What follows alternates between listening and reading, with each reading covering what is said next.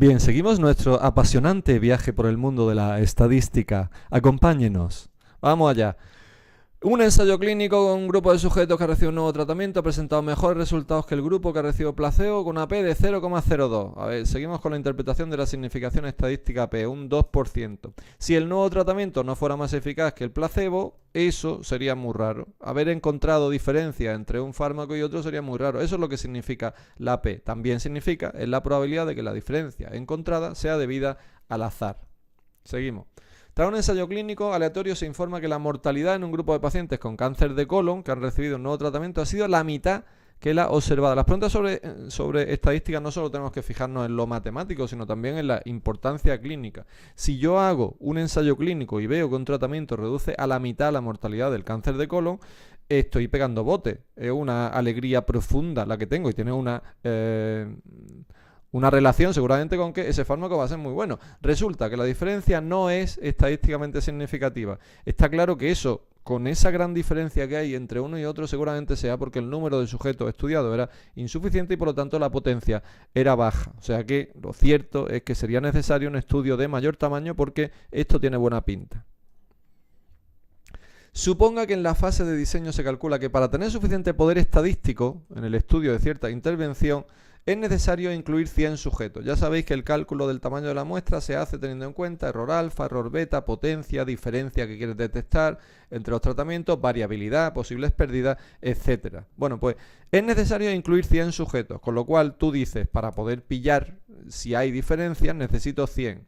Resulta que solo tienes 50 pacientes y por lo tanto pensaría, bueno, pues con 50 seguramente no salga significativo, pero ¿qué se le va a hacer? Bueno, pues resulta que te sorprende que sale una P de 0,001. Si en todo lo demás el estudio parece correcto, me están preguntando, ¿son creíbles esos resultados? Por supuesto que sí, no solo son creíbles, sino que significa que la diferencia parece incluso mayor de la que tú pensabas. Nos vamos al sí, por supuesto, sí, ya que una vez alcanzado un resultado concluyente, no importa lo probable que fuese el llegar adelante, claro, por supuesto. Esta frase 3 es la cierta. Se trató con un suplemento dietético más dieta a 15 insuficientes renales y solamente con dieta a 16. Se compararon entre ambos grupos unas 100 variables y en 6 de esas comparaciones se encontraron diferencias significativas al nivel nominal del 5% a favor del suplemento. ¿Cómo interpretaría estos resultados? Bueno, pues lo que está haciendo aquí realmente es que está haciendo unas comparaciones múltiples y ha hecho 100 variables de comparación. Bueno, vamos a ver lo que pone en la siguiente respuesta. El estudio parece no concluyente, ya que con tantas comparaciones es esperable que unas pocas resulten significativas al nivel nominal del 5%, aunque no haya diferencia entre los tratamientos. Haciendo 100 comparaciones, cada una a un 5% de error, el error acumulado total es del 500%, o sea que posibilidad de que haya resultados falsos positivos, por supuesto, es mucha, muy alta. Para eso, cuando se hacen comparaciones múltiples, debemos aplicar la regla de Bonferroni, que cada comparación individual la hace a un error alfa partido por k. O sea, si por ejemplo hay 5 comparaciones, cada una debería hacerse a 5% partido por 5, o sea, al 1%.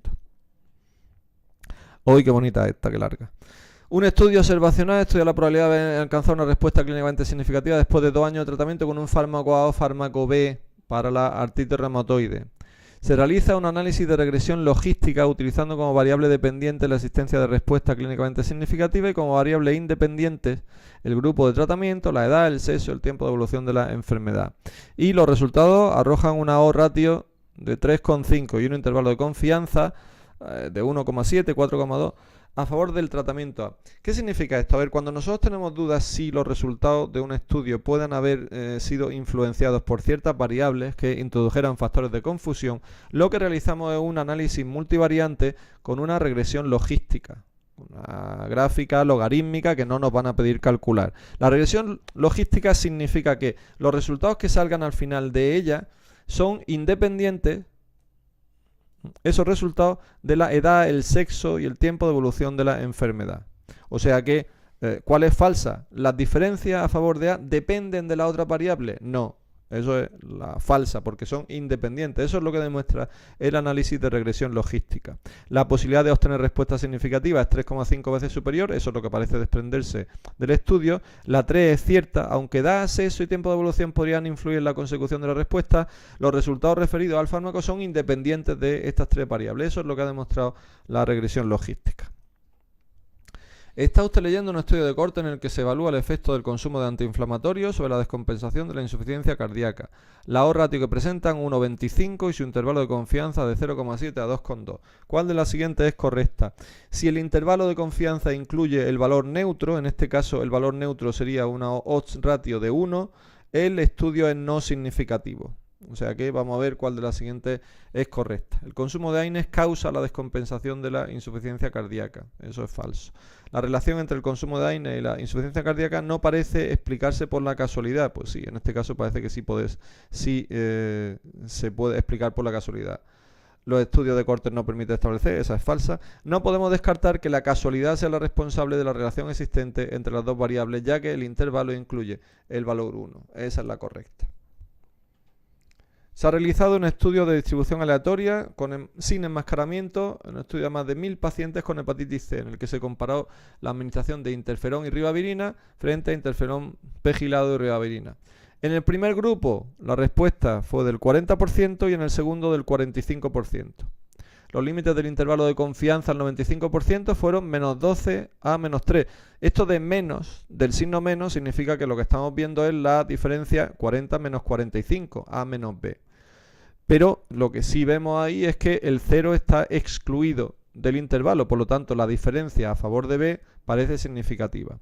Ambos tratamientos son iguales, falso, dado la ausencia de enmascaramiento no se pueden, eso es falso, pues estamos viendo respuesta virológica, en eso el factor subjetivo influye bastante poco. La ausencia de un valor de P inferior a 0,5, no, con el intervalo de confianza tenemos suficiente para dar significación. El estudio no es capaz de determinar, no, eso es falso también, y el estudio demuestra que la diferencia es estadísticamente significativa con un nivel de confianza del 95%, porque hemos construido un intervalo de confianza del 95%. Esa es cierta. Un estudio sobre la prevención secundaria de accidentes cerebrovasculares con aspirina se demostró que la proporción de eventos en el grupo control 0,07 y en el grupo con antiagregantes 0,09, una reducción del 29% del riesgo relativo. Los límites del intervalo de confianza, 95%, fueron de menos 100 a más 43. O sea que, pues que ahí tenemos un estudio que no es significativo, que incluye valores muy amplios en el intervalo. Y lo que tenemos que responder aquí es que dentro de esos valores muy amplios, dentro de esos límites del intervalo de confianza, esa diferencia también sigue una gráfica, perdón por haberla pintado así de mal, de una distribución normal, en donde lo más probable es encontrar valores agrupados por el centro, de entre menos 100 y más 43. La respuesta correcta, por lo tanto, para no aburriros, podéis leerla tranquilamente si queréis. El 95% de los estudios iguales a este mostraría una reducción del riesgo relativo de menos 100 a más 43, aunque serían más frecuentes los valores más próximos a menos 29, que son los valores más centrales. El estudio no ha sido concluyente. Bien, ahora estamos con comparaciones. Para comparar, pues, por ejemplo, este caso, 3.000 pacientes, un nuevo fármaco antihipertensivo con placebo. Valor medio de tensión arterial. Estamos comparando medias para comprobar si hay diferencias significativas. Para comparar dos medias usamos la prueba de la TD Student. Para comparar dos medias, tanto dependientes como independientes, como vamos a ver ahora. En este caso me están diciendo que comparemos el nivel de bilirrubina, por lo tanto comparamos también medias, a una serie de pacientes que se les trata con un fármaco y se les pide antes y después el valor de la bilirrubina, por lo tanto es una variable apareada. Son datos apareados, comparamos dos medias, TD Student para datos apareados. En esta tenemos una comparación de 3 tratamientos y la variable respuesta es continua a nivel de glucosa. A nivel de glucosa también lo que damos como valor es la media de la glucosa. 3 medias se comparan siempre con análisis de la varianza, tanto sean independientes como sean dependientes. En este caso, evalúa 2 pautas terapéuticas, 2 tratamientos en pacientes hipertensos para comprobar los porcentajes de pacientes tratados. Estamos comparando 2 proporciones. Para comparar proporciones independientes siempre se usa la prueba de las chi cuadrado. En este caso estamos viendo que se trata de un estudio paralelo. Para comparar proporciones independientes siempre es chi cuadrado. Si fueran proporciones dependientes o apareadas, para 2 usaríamos la prueba de Mannemar-Kappa y para más de 2 la Q de Cochrane. 2 radiólogos evalúan una muestra de 200 mamografías para definir si el resultado es normal o patológico. En este caso, lo que se están obteniendo son los resultados. Cada radiólogo evalúa cada respuesta como normal o patológico, por lo tanto, según una variable cualitativa dicotómica. Y las observaciones se hacen sobre el mismo grupo de mamografías, por lo tanto, los resultados son dependientes. Cada mamografía se está comparando por 2 personas distintas. Lo que tenemos, por lo tanto, es ese grado de la concordancia que se mide por la prueba de Mannemar-Kappa que hemos dicho antes. Son 2 proporciones dependientes, pero concretamente lo que evalúa esa concordancia es el estadístico Kappa. Un ensayo clínico, se comparan 3 tratamientos. En este caso me dice que es continua, pero que no tiene una distribución normal. No tiene una distribución normal. Entonces tenemos que usar variables no paramétricas. Para 2 variables no paramétricas usamos la prueba de Mann-Whitney o el test de los rangos con signo de Wilcoxon. Para 3, como en este caso, usamos el test de Kruskal-Wallis. Si fueran dependientes, el test de Friedman.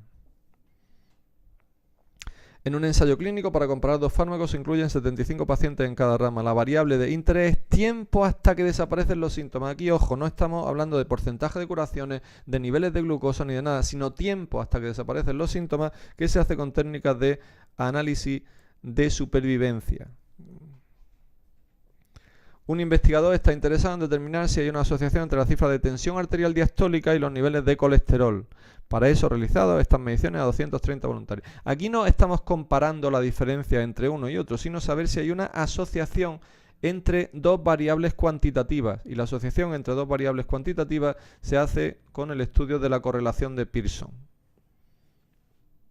Un estudio transversal de correlación entre las cifras de colesterol ligado a lipoproteínas de baja densidad y la reducción del diámetro de las coronarias. Se ha observado una correlación de Pearson de 0,34 que es significativa. O sea, sabemos que esto es cierto o tiene pinta por lo menos de ser cierto con un grado mínimo de error. Debe interpretarse que 0,34 de 0,50 para abajo es una débil correlación. O sea que existe una correlación débil entre ambas variables. No es inversa, porque para ser inversa R tendría que ser negativo, y el aumento de la cifra de colesterol ligado a proteína de baja densidad reduce el diámetro de las arterias coronarias. Bueno, lo que nosotros podemos saber es esto, lo que podemos interpretar de ahí es esto, que hay una correlación débil entre ambas variables, y esa es la única conclusión que podemos sacar de esto. Esto es ya un poco más complicado, va sobre la regresión lineal, lo han preguntado poco en el MIR, pero se basa en la gráfica de una línea recta fundamentalmente, donde y es igual a más bx, donde los valores de la variable independiente, la x, definen los valores de la variable dependiente, la y, con a, que es la ordenada en el origen, y b, que es la inclinación de la recta, el ángulo de la recta. Analiza la relación entre presión arterial sistólica y la edad con una muestra de mujeres adultas. Los autores presentan los resultados como la siguiente ecuación de regresión lineal. Presión arterial sistólica es 81,5 más 1,2 por edad. ¿Cuál de las siguientes es falsa? La edad es la variable independiente, es la x, correcto. La pendiente de la recta es 1,2 milímetros por año de edad.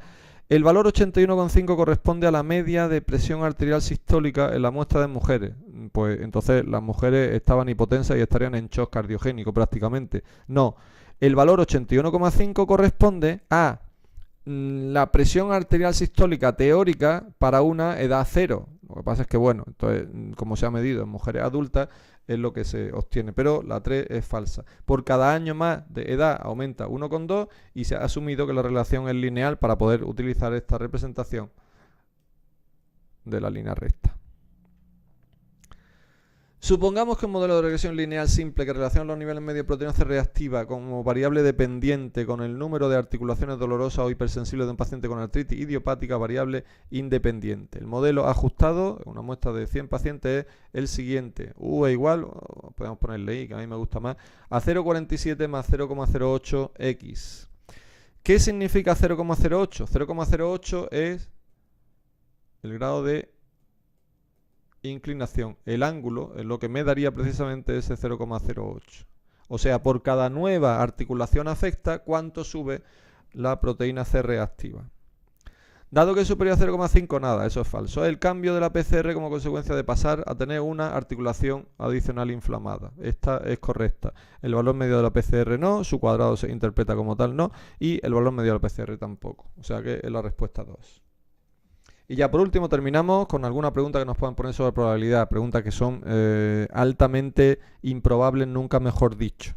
La prevalencia de que una enfermedad no transmisible en una población suficientemente extensa es 0,01, o sea, la probabilidad que uno tiene de tener esa enfermedad es del 1%. ¿Qué probabilidad hay de que 3 individuos distintos al azar, los 3 estén enfermos? Pues para calcular la probabilidad de la intersección de 3 sucesos que se dé en el individuo 1 y en el individuo 2 y en el individuo 3, lo que tenemos que hacer es multiplicar las probabilidades, o sea, 0,01 por 0,01 y por 0,01. O sea que 0, con 6 decimales 000001. O sea, la respuesta 4.